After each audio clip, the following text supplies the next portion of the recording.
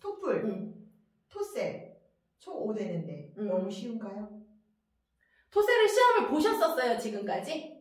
혹시 어머님?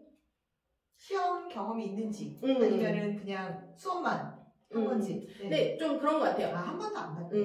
네. 한번 보게 하세요. 어머니 보게 하셔서, 왜냐하면 그 시험에 대한 경험도 굉장히 중요해요. 그리고 지금 아이들이 볼 수 있는 영어 시험이 사실 많지 않아요.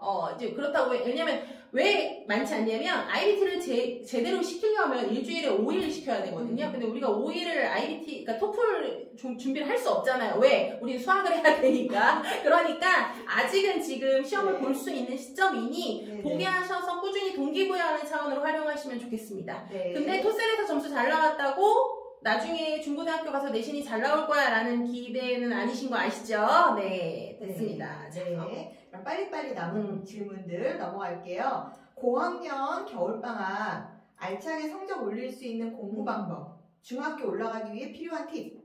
자, 예비 중일 어머님들 계시는 것 같아요. 초등학교 6학년 어머님들. 제가 그냥 핵심적인 부분만 말씀드릴게요. 이번 겨울방학에 반드시 하셔야 될 거 첫 번째, 진로 진학에 대한 방향성을 설정하시는 게 필요합니다.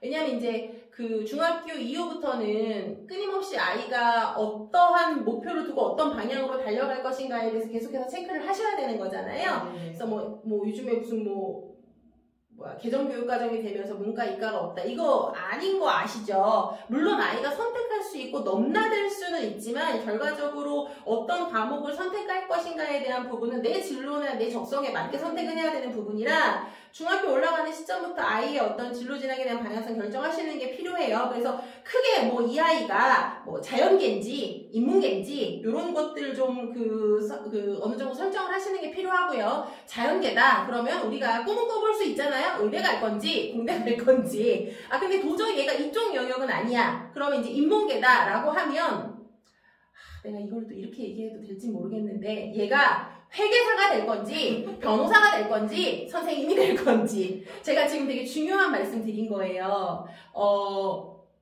우리 아이는 아직 꿈이 없어요. 당연히 얘가 무슨 직업군이 있는지 어떻게 알아. 그럼 이제 그 가이드를 제시하는 거는 어머님들과 저희의 몫이잖아요. 그래서 제가 지금 제시한 요 정도의 5개의 어떤 선택지 중에 그래도 내가 봤을 때 이 아이를 키우면서 보니까 얘가 좀 그래도 좀 얘는 일단 자연계는 아니야. 나는 무조건 자연계 보낼 거라고 했지만 자연계는 아닌데 인문계를 보내자니 나중에 여러 가지 것들이 걱정이 돼. 그렇다라고 하면 결과적으로 전문적인 어떤 자격증들을 갖고 있게 할 수밖에 없는 거잖아요. 그때 우리가 선택할 수 있는 선택지가 결국은 회계사 아니면 변호사라는 거죠. 이걸 해서 먹고 살라는 게 아니라 이걸 들고 취업을 해야 되니까. 웬만한 인문계 애들 요즘에 취업 진짜 어렵습니다. 아시죠? 이게 아버님들 더 잘 느끼실 거예요. 그러니까 인문계긴 인문계인데 수적 감각이 좀 괜찮아 라고 하면 CPA 보게 하시는 거고 인문계인데 도저히 수적 감각이 좀 안 되는 것 같아. 왜? 지난주에도 얘기했지만 엄마 아빠의 유전자가 좀 있어. 그렇다라고 하면 하다못해 로스쿨이라든가 변호사 시험을 좀 보게 하실 수 있는 계획들을 세우셔야 되는 거죠. 실제로 아이가 그 루트를 밟을 수도 있고 그렇지 않을 수도 있어요. 그런데 지금 그냥 그 자리가 퀘스천이어서는 안 된다는 거예요. 그래서 중학생 학부모님들 이거 꼭 이번 겨울방학에 좀 방향성을 좀 세우셨으면 좋겠고 한 가지 더 말씀을 드리자면 국어, 영어, 수학, 과학, 사회 아까 제가 초반 학습 계획들 쭉 작성하셔야 된다라고 말씀드렸어요. 그래서 혹시 비어있는 과목 없는지 균형학습이 가장 중요합니다. 그거 하나 더 말씀을 드렸고요. 마지막으로 꼭 강조드리고 싶은 거 아이와 아빠가 중학생이 될 때 어떤 마음가짐이 필요해요. 무슨 얘기냐면 이건 이제 그냥 전 현장에 있으니까 중학생 아이들 중에 학폭에 연루되는 아이들 굉장히 많습니다. 제가 이 말씀 왜 드리냐면 그냥 복도에 지나가다가 누가 누구를 괴롭히고 있었던 거야. 근데 내가 옆에서 이걸 구경했어. 근데 그게 어떻게 같이 이렇게 묶여서 난 학폭 위에 연루가 되는 그런 일들이 굉장히 많아요. 내가 피해자가 될 수도 있고 뜻하지 않게 내가 가해자가 될 수도 있어요.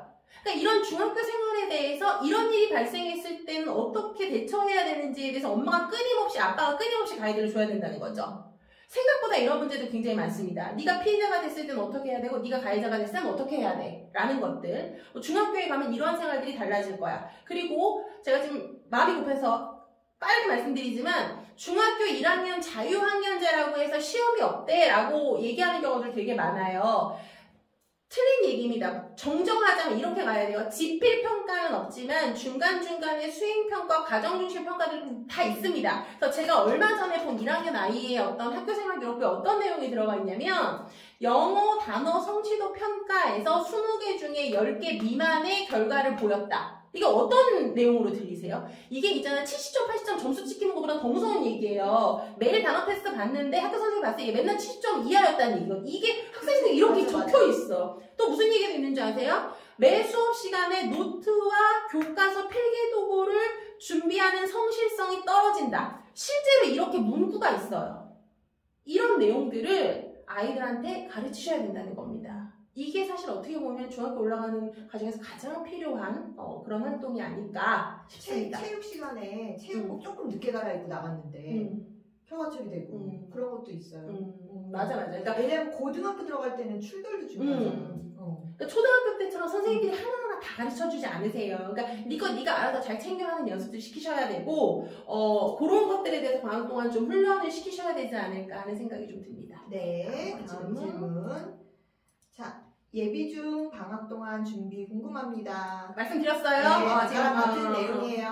네, 그 다음에 시간 관리 및 루틴 만들기, 오전 시간 잘 활용하는 방법. 자, 이번 방학에 가장 중요한 거는 제 시간에 자고 제 시간에 일어나는 거. 이게 사실 기본이죠. 네. 이거 하나만 지켜도 사실은 방학은 저는 절반은 성공했다고 봅니다. 네. 그래서 어머님들이 물러나시면 아이의 어떤 방학의 어떤 루틴이 다 무너져요. 그래서 다른 건 다 무너져도 일어나고 자는 시간, 그리고 당연히 잠자리에 갈 때는 핸드폰은 어느 장소에 보관해야 되는 거야. 이런 것들 가이드를 주시고 스스로 지킬 수 있도록 해주셔야 돼요. 그리고 오전 시간을 잘 사용하는 법, 오전 시간에 반드시 해야 될 것을 만드는 게 맞겠죠. 엄마가 같이 뭔가 할 수 있어. 그러면 같이 뭐 운동을 하시든 뭘 하시든 좋습니다. 근데 엄마가 안 돼. 그러면 하다못해 화상영어라도 하시고요. 하다못해 대학생 선생님이라도 부르세요. 그래서 오전 시간을 어쩔 수 없이 움직일 수 있도록 만드는 장치를 만드셔야 됩니다. 오전에 일찍 일어나야 애가 일찍 잡니다. 아시죠? 일찍 자야 유튜브 안 해요. 아시죠? 네, 다음. 네, 마지막 질문 같은데 지금 방학 중 견학 및 체험활동. 체험활동. 네. 이번 방학에 이게 될까요? 어려울 것 같아요. 우리도 체험 많이 기획했는데 쉽지가 않아요. 것 같아요. 그래서 참 어디를 많이 데리고 다닐 수 있으면 좋겠는데 제가 봤을 때 이번 방학에는 쉽지 않을 것 같으니 여러 가지 어떤 그 온라인을 활용한 방법들을 좀 활용을 하시는 게 맞지 않을까 싶고요. 네. 그 말씀을 드리고 싶어요. 우리 아이들은 어쩔 수 없이 온오프라인의 학습에 같이 가야 되는 세대예요. 코로나가 끝난다고 이러한 온라인 학습들이 없어질까요? 그렇지 않죠. 이건 어떻게 보면 시대의 흐름인 거잖아요. 어머님들 요즘에 직접 은행 안 가시죠? 우리 다 인터넷 뱅킹 하잖아요. 아이들도 동일합니다. 그러니까 꼭 오프로 가야만 좋은 어떤 체험이다, 견학이다라고 생각하지 마시고 요즘 온라인으로 많이 전환돼서 하는 활동들 되게 많아요. 이제 그런 것들 좀 찾아보셔서 시키시는 것도 좋은 방법이 되지 않을까 싶습니다. 플랫폼 뭐 기본적으로 깔고 있는 거니까. 네, 온라인 있으니까 저희 이런 프로그램들 그리고 네, 유튜브에서 확인해 주세요. 편집 공고 나왔는데 저희도 지금 대치동 이모 네, 채널에서 계속 이제 질문별로 올라가고 있으니까 못 보신 분들은 보시면 될 것 같고 요번에 이제 애들 수능 결과가 다 나왔잖아요. 아까 수학 강조 해주셨는데 진짜 이렇게 쭉 일관성 가지고 생각을 하시면 대입까지 간다고 보시면 수학이 통합이 됐잖아요.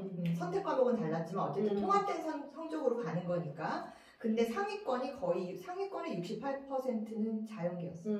그러니까 이제 인문계 애들이 갈 데가 없는 거지. 인문계는 정말 어떻게 보면 정말 힘들어진 상황이고 그러다 보니까 요번에 이상하게 교차 지원을 많이 되게 많을 거래요. 그래서 이제 뭐 자연계 애들이 이제 스카이 상경은 다 휩쓸 거다라는 얘기가 있어요. 그래서 인문계 아이들의 진로 진학, 우리 아이가 인문계다라고 하면 그 아이들은 정말 더 촘촘한 계획이 필요한 것 같아요. 촘촘해야 돼요. 네, 진짜 지금 이번에는 이제 첫 통합형 수능으로 나온 결과가 이제 그러하니까 초등학생 어머님들도 미리 이제 그런 것도 조금 관심 있게 정보를 보시면서 어떤 게 대비가 돼야 되는지 보셨으면 좋을 것 같습니다.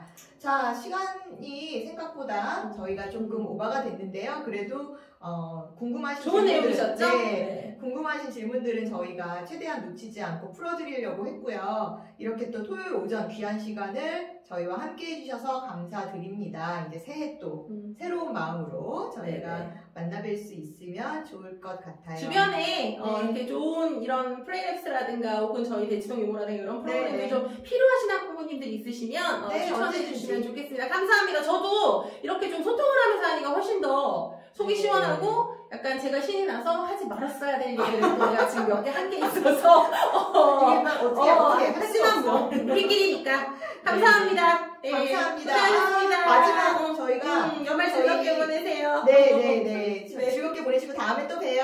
번호 안녕.